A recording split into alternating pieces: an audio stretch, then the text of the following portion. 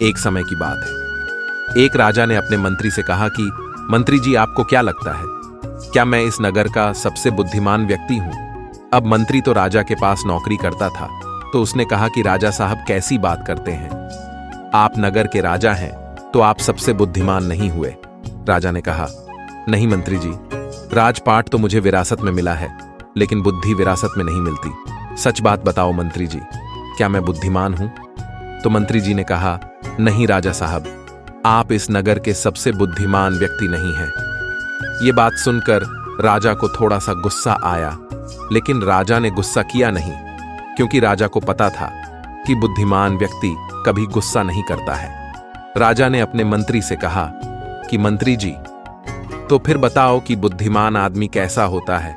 तो मंत्री ने कहा कि राजा साहब, मैं बुद्धिमान तो कोई हूं नहीं। इस नगर में बहुत सारे बुद्धिमान लोग होंगे, लेकिन हमें उनको ढूंढना पड़ेगा। तो राजा ने कहा कि ठीक है, इसमें ढूंढने की क्या जरूरत है, हम यहाँ के राजा हैं।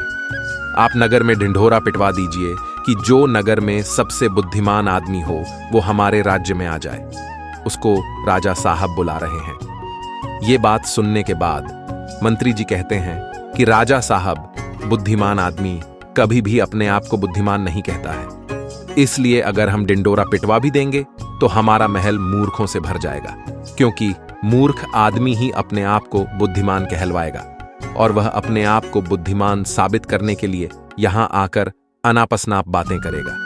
इसीलिए हमें कोई और रास्ता ढूंढना होगा। उसके बाद मंत्री जी रात भर सोचते हैं कि ऐसा कौन सा तरीका हो सकता है जिससे कि बुद्धिमान आदमी हमारे राजा के पास आ जाए। दूसरे दिन मंत्री जी राजा के पास जाते हैं और कहते हैं कि राजा साहब, आपके लिए मेरे पास एक बहुत अच्छी तरकीब है। यदि हम यह तरीका अपनाते हैं तो बहुत ही जल्दी बुद्धिमान आदमी हमारे पास आ जाएगा और हम उसे पकड़ लेंगे। राजा ने कहा कि ठीक है, बताओ कौन सा तरीका है? मंत्री जी ने कहा कि हम पूरे नगर में एक ढिंढोरा पिटवा देते हैं कि जो कोई भी व्यक्ति हमारे राजा ने जो कभी ना सुनी हो, ऐसी बात हमें आकर बताएगा तो हम उसको 1000 मोहरे देंगे। ये सुनने के बाद राजा थोड़ा हैरान सा हुआ। राजा ने कहा, मंत्री जी, आप क्या चाहते हैं कि हम कंगाल हो जाएं? ऐसी तो बहुत सारी बातें हैं जो हमने सुनी नहीं हैं, और कोई व्यक्ति आकर हमें ये बातें बताएगा तो हम 1000 मोहरे देनी होंगी, और भल्ला वो व्यक्ति बुद्धिमान कैसे हो सकता है?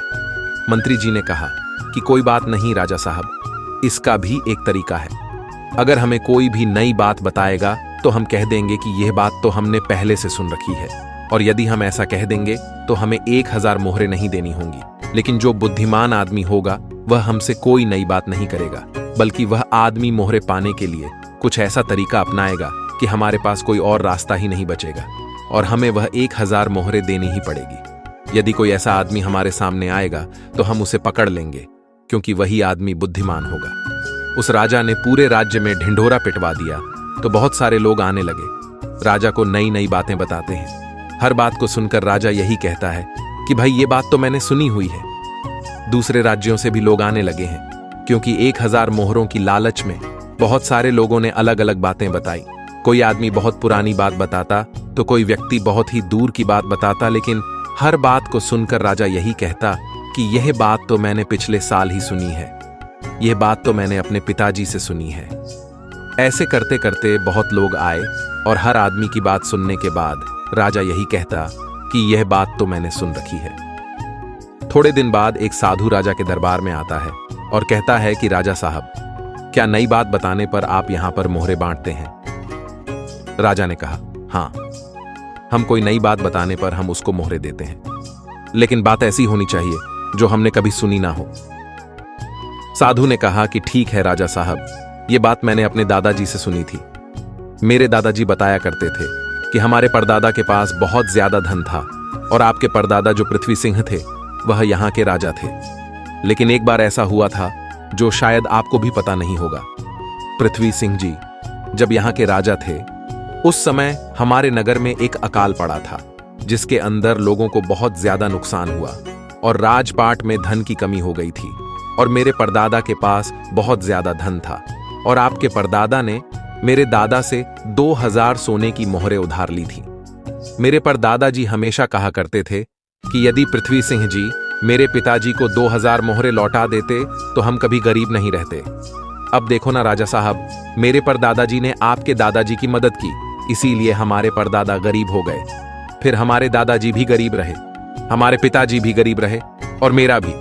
ये गरीब परिवार में जन्म हुआ और इसीलिए मैं साधु बन गया। मुझे पता था कि यदि मैं आपके पास आऊंगा तो आप वह मोहरे वापस तो नहीं देंगे, क्योंकि आपने वह बात सुनी ही नहीं। लेकिन आपने यह कहा कि कोई नई बात मुझे बताएगा तो 1000 मोहरे मिलेंगे। इसलिए मैं आपको यह बातें बताने आ गया ताकि आपको इतनी पुरानी बात का पता चले। अब यह बात सुनने के बाद मंत्री को पता चल गया कि यह साधु इस नगर का सबसे बुद्धिमान व्यक्ति है, क्योंकि अब राजा फंस चुके थे। अब राजा अगर ये कह देते हैं कि यह बात मैंने नहीं सुनी, तो शर्त के मुताबिक 1000 मोहरे उस आदमी को देनी पड़ती, क्योंकि राजा ने इसी बात का ढिढोरा पिटवाया था कि कोई नई बात मुझे बताओ। और यदि राजा ये कह दें कि यह बात तो मैंने पहले से सुन रखी है, तो फिर तो 2000 मोहरे उसे वापस लौटानी पड़ेगी। अब राजा भी समझ चुका था और मन ही मन हंस भी रहा था कि बुद्धिमान आदमी ने किस तरह हमें फंसाया है। उसके बाद राजा उस साधु के चरणों में गिर पड़ा और कहा कि साधु बाबा, हम तो ये देखना चाहते थे कि हमारे नगर में सबसे बुद्धिमान आदमी कौन है। मेरे और मंत्री जी के बीच में एक शर्त लगी थी कि हमारे राज्य में मेरे से भी ज्यादा कोई बुद्धिमान आदमी है तो हम उस बुद्धिमान आदमी को पकड़ लेंगे, और देखो हमने आपको पकड़ लिया। उसके बाद सारी बात साधु को भी समझ में आ गई थी। साधु ने कहा कि राजा साहब, मैं तो बस इस होड़ को खत्म करना चाहता था। मुझे जब पता चला कि आप मोहरे बांट रहे हो तो पूरे नगर में किस तरह की भागदौड़ मच गई। सब लोग अपना काम छोड़कर इस काम में लग गए। अब देखो ऐसा कितना दिन चलेगा। यदि वो अपना काम छोड़कर इस काम में लगे रहेंगे तो हमारे राज्य का क्या हाल हो जाएगा। मैं तो बस इस बात को खत्म करना चाहता था, इसीलिए मैंने यह तरकीब अपनाई। उसके बाद वह राजा कहते हैं, साधु बाबा, लेकिन एक बुद्धिमान आदमी होता कैसा है? कौन से गुण होते हैं जो उसे बुद्धिमान बनाते हैं? उसके बाद वह साधु बाबा कहते हैं कि वैसे तो बुद्धिमान आदमी को पहचानना काफी मुश्किल होता है, क्योंकि बुद्धिमान और मूर्ख व्यक्ति एक जैसे ही दिखते हैं, लेकिन दोनों में बड़ा फर्क होता है। आज मैं आपको ऐसी बातें बताता हूं जिससे आप एक बुद्धिमान आदमी का पता लगा सकते हैं, और यदि यह गुण आपके अंदर है तो आप एक बुद्धिमान आदमी हो, और यदि आपके अंदर नहीं है तो इन गुणों को पहचान कर आप बुद्धिमान बन सकते हो। उसके बाद वह साधु बाबा कहते हैं कि बुद्धिमान आदमी का सबसे पहला गुण होता है कि वह हर काम को समय के अनुसार करता है, फालतू समय को भी उपयोग में ले लेता है, और इसके लिए वह सबसे महत्वपूर्ण कामों को सबसे पहले करता है। बुद्धिमान लोग हमेशा समय को धन से अधिक महत्व देते हैं, क्योंकि वह लोग इस बात को अच्छे से समझते हैं कि इस दुनिया में समय ही वह चीज है जो सबसे निश्चित मात्रा में है और जिसे किसी भी तरीके से बढ़ाया नहीं जा सकता। इसीलिए वह हर काम की सूची बनाते हैं और उन्हें समय पर पूरा करने का प्रयास करते हैं। बुद्धिमान लोग आलसी नहीं होते, वह अपने काम को टालते नहीं हैं। आलस्य को वह अपना सबसे बड़ा शत्रु मानते हैं। वह खुद को इन आदतों का शिकार कभी नहीं होने देते। काम को टालने की आदत है जो इंसान को कभी आगे नहीं बढ़ने देती। दूसरा गुण जो बुद्धिमान व्यक्ति की पहचान होता है वह होता है कि उसको किसी से कोई शिकायत नहीं होती। वह समझते हैं कि इंसान गलतियों का पुतला होता है, इसीलिए माफ कर देना ही इंसान का सबसे बड़ा गुण होता है।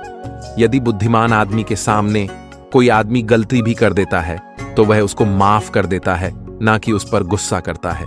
और बुद्धिमान आदमी अपनी गलतियों से ही सीखता है। यदि वह गलती कर भी लेता है तो उसे पता होता है कि यह गलती मैं एक ही बार करूंगा, उस गलती को दोबारा से कभी दोहराऊंगा नहीं। कहते हैं कि एक बार इंसान गलती करता है, लेकिन वही गलती कोई इंसान अगर दोबारा दोहराता है तो वह इंसान नहीं, वह मूर्ख होता है। इसलिए बुद्धिमान यदि गलती कर भी देता है तो वह एक बार ही करेगा और उस गलती से बहुत कुछ सीख भी लेगा। तीसरा गुण, बुद्धिमान आदमी के अंदर जो होता है कि वह कभी गुस्से में कोई फैसला नहीं लेता और ना ही कभी ज्यादा खुशी में कोई फैसला लेता, क्योंकि उसे पता है कि गुस्से के अंदर लिया हुआ फैसला कभी भी फायदा नहीं पहुंचाएगा, क्योंकि गुस्से में हमारा दिमाग काम करना बंद कर देता है और उसमें हमें कोई फैसला नहीं लेना चाहिए। और दूसरी बात है, खुशी में कोई फैसला नहीं लेना चाहिए, क्योंकि जब हम खुश होते हैं तो हम बहुत ज्यादा उत्तेजित होते हैं और उस वक्त जो भी हम फैसला लेते हैं वह उत्तेजना के वश होकर लेते हैं और उत्तेजना में लिया गया फैसला पछतावे का कारण बनता है। इसीलिए बुद्धिमान आदमी जानता है कि न तो गुस्से में कोई फैसला लेना चाहिए और ना ही ज्यादा खुशी में कोई फैसला लेना चाहिए। इसीलिए जब बुद्धिमान आदमी कोई फैसला लेता है तो वह बैठकर शांति से धैर्य से सोचता है कि इसका क्या परिणाम होगा। वह दोनों परिणामों को अच्छी तरह से देखता है, सही को भी देखता है और गलत को भी देखता है। यह भी देखता है कि इसका फायदा क्या होगा और यह भी देखता है कि इसका नुकसान क्या होगा और उसी के बाद कोई फैसला लेता है। चौथा गुण जो बुद्धिमान आदमी के अंदर होता है वह होता है कि वह अपने मन की बातें कभी किसी को नहीं बताते। बुद्धिमान लोग इस बात को जानते हैं कि आज जो हमारा मित्र है वह कभी भी हमारा शत्रु बन सकता है। वह अपनी व्यक्तिगत बातें, अपनी कमजोरियां, अपनी ताकत किसी के सामने नहीं बताते, लेकिन ज्यादातर लोग अपने मन की बातें, अपने घर की बातें, ऐसी बातें जो दूसरों को बतानी नहीं चाहिए, उनको दूसरों को बताते रहते हैं। उसके बाद वो बातों की वजह से फंस जाते हैं। उन्हें दुख मिलता है, धोखा मिलता है, फिर वह उस परेशानी में पड़ जाते हैं, दूसरे लोगों को दोष देते हैं।